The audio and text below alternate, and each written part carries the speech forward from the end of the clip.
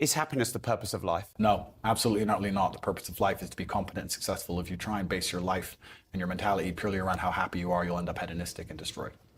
I think that as a man, your happiness comes from feeling respected over feeling loved. And the reason perhaps you're happy now is because you have more respect for yourself because of the decisions you're making. And you have self-respect. Yeah. And I think that a lot of men, even if they have self-respect, if nobody else respects them, they're struggling. I have no interest in being happy. I wake up and say, how can I be proud of myself? What can I achieve that makes me proud of myself? How can I do things that make other people respect me and are proud of me? How do I have a day which I complete when I come home? The woman who's in my house says, wow, there's no man like you. How do I live a life so my children look at me and go, Dad's a superhero? How do I make my mother call me and say, I couldn't possibly be more proud of you? I have duties to complete. I have to live the exact same life regardless of how I feel. So for me, happiness is not a good indicator on how life should be lived. But happiness to me is a super interesting concept because when people come to me and say, I'm not happy, I say, why should you be happy? They're like, what do you mean? It's like, who told you should be happy all the time without working for it? Happiness is at the top of a mountain somewhere. You ain't been anywhere. You haven't even climbed it. Nobody cares about men being happy. We talk about women being happy. We want children to be happy. If you look at a full-grown man on Christmas morning, he's smiling because his wife is smiling. He's smiling because his children are smiling. Nobody even buys him anything. What do they buy the dad? Socks? Nobody cares about men being happy. So why do you as a man care about you being happy? That's how you're going to fall into these traps. I'm a very content person. I live a fantastic life. I'm not miserable or depressed. I'm not sad ever, but I don't wake up and go, I want to be happy today. No, sir. I wake up and say, okay, things must be done. And those things will be completed regardless of how I feel. Regardless of how I feel.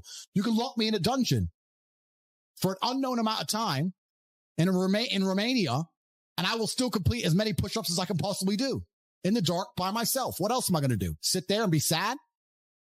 Happy or sad? The push-ups must be done.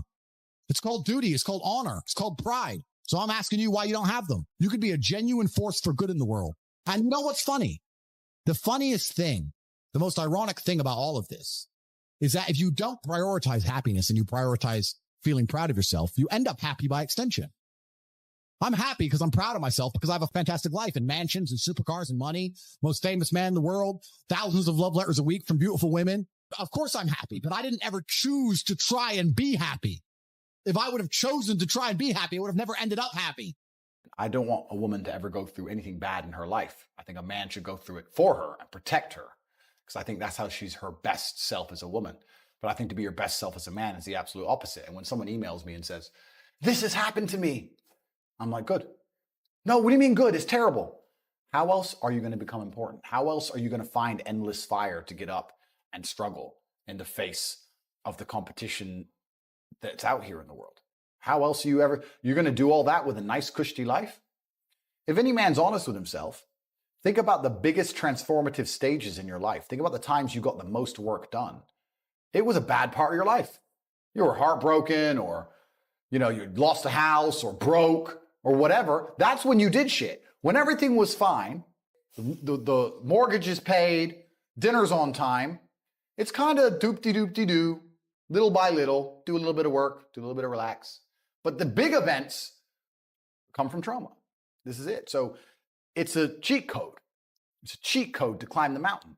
So when I get a message from whoever and he goes, my wife left me, I'm devastated. I say, I understand.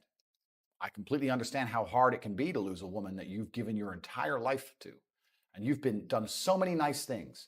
And then because of one thing you did, her innate and absolutely insane level of ungratefulness has turned her bitter, and she now talks to you like she hates you over one thing you've done after thousands of efforts showing how dedicated you are to her. And even now that you're prepared to die for her, she doesn't give a shit about you. I understand that pain. But my answer is, good. It's still good. Now take all of that pain, and instead of emailing me, do this. And then you're going to become the kind of person that women don't leave. And you win. I think everybody on the planet has something to prove. If you walk through life and feel like you have nothing to prove, then you're a loser. If you wake up each day and go, I don't owe anybody anything, I don't have to prove anything to anybody, then you are a loser because you are absolutely not incorrect. You must prove yourself to other people. You must prove yourself to your bloodline, as we just discussed. You must prove yourself to God. God hates the lazy. He can't stand them. If he gives you all these genetic dispositions and these natural God-given gifts, if you have 2 arms and 2 legs and you can think, and you're not trying your absolute best, that's the reason you're not lucky. He doesn't like you. He likes the people which show him the beauty of his own creation. He likes to give somebody building blocks and them to build something amazing. It's the best thing about being a man. You get to build who you are, right? You can decide if you want to be a funny comedian or a musician or a kickboxing world champion or fight the Matrix. You can decide whatever you want to be. God loves to see that. Those people, for some reason, seem to be enormously lucky, right? The person who goes, I don't have to prove anything to God. I don't owe all of my ancestors any effort. You know, for 5,000 years, people were dodging saber-toothed tigers and catching the plague and running from Genghis Khan. I don't owe them anything. I don't owe them a thing because I want to play video games. These people are losers. I wake up every day with something to prove. I have hundreds of millions of dollars. I'm in fantastic shape, 4 times world champion, fighting the Matrix out here by myself. More. I will have to be braver. I must try harder. All I do is prove myself. So when I hear people go, I don't have nothing to prove, then you're a loser. Peasants have never felt like they needed to prove anything, but kings felt like they needed to go and conquer land. Isn't that it's coincidental that the king who already had it all felt like he needed to go to some far-flung land and conquer it and take it and prove he's the king. But the peasants, oh, I don't have to prove nothing to nobody. You're a loser then. You're a dummy. I absolutely and utterly, completely have everything to prove to everybody all of the time. That's who I am. I will prove anything to anybody. If I sit and say X, I will prove it. Happiness is the number one thing that must be earned. And I'll tell you that my happiness is based on very real world achievements. I couldn't be happy if I was broke. I couldn't be happy if I was obese. I couldn't be happy if I was lonely. I couldn't be happy if I wasn't respected. I couldn't be happy if I couldn't whoop a dude's ass. I couldn't be happy in those scenarios. So I made sure none of them scenarios came true. I have earned my happiness via hard work. It's the top of a mountain, which I have climbed. I deserve it. I deserve to go to sleep with a smile on my face. Just that's what I deserve. And every single guy who hasn't got it probably doesn't deserve it. The universe is very giving and very fair.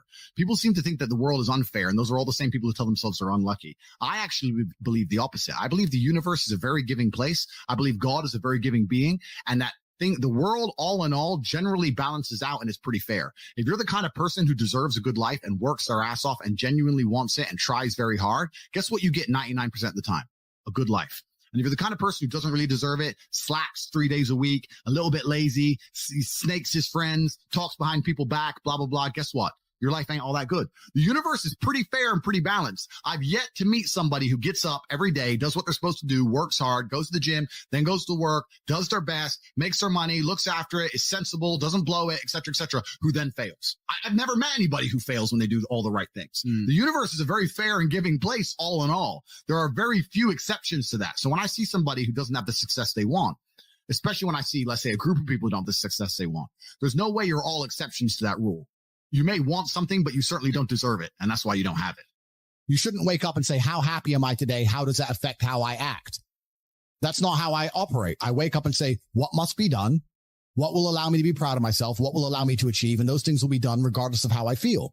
And that's how the most successful people on earth all operate. The most successful people on earth don't only do things because they feel happy about doing them. If you never make a mark on the world, then you effectively never existed. And when you're gone, nobody will care. And that's very important because you have a duty to your ancestors and you have a duty to God. So you must make a choice. And this is a genuine choice to you people at home. Do you want to live in obscurity forever and be invisible and not matter and have an easier life?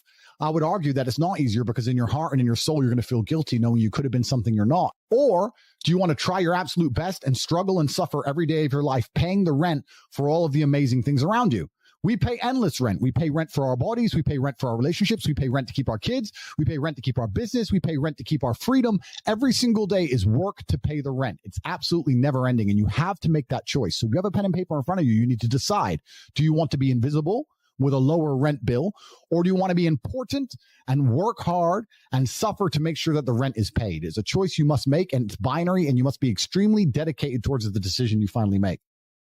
I refuse to accept that there are people out there who cannot become happy, contented individuals. I refuse to accept we live in a world where God has created people who, no matter how hard they work and how good their life becomes, can't be happy. I don't accept that. I accept that the universe is a very giving place and that God loves all of us. And if you try your best and you work hard, you can become a better person. The beauty of life as a man is to be great. So you have to sit here and ask yourself, do you want to be a happy loser that's insignificant? Nobody knows you exist. Women don't respect you. Men don't respect you. Nobody cares if you live or die, but you get to smile all the time. Or do you want to be one of the most important people on the planet with a little bit of stress? Alternatively, you can go out there into the world, try and implement your mark on the world, work hard, try to get rich, more money, more problems. You can try and start a business, the stress of that. You can lose your girlfriend because all you're doing is working. This is a new level of stress, a new level of trauma, but at least you'll be a somebody at the end of it. As a man, there is no easy life. Your life is not about being easy. Your life is not about being happy. Your life is always going to be difficult. All of the pain you feel, all of the sadness you feel, you're supposed to feel as a man, and you have two effective binary choices. You either go through the suffering and go through the trauma and go through the hardship it takes to be a man of value, or you suffer eternity as a nobody. There's two ways to suffer. You either suffer as becoming a somebody, or you suffer as a perpetual and forever nobody.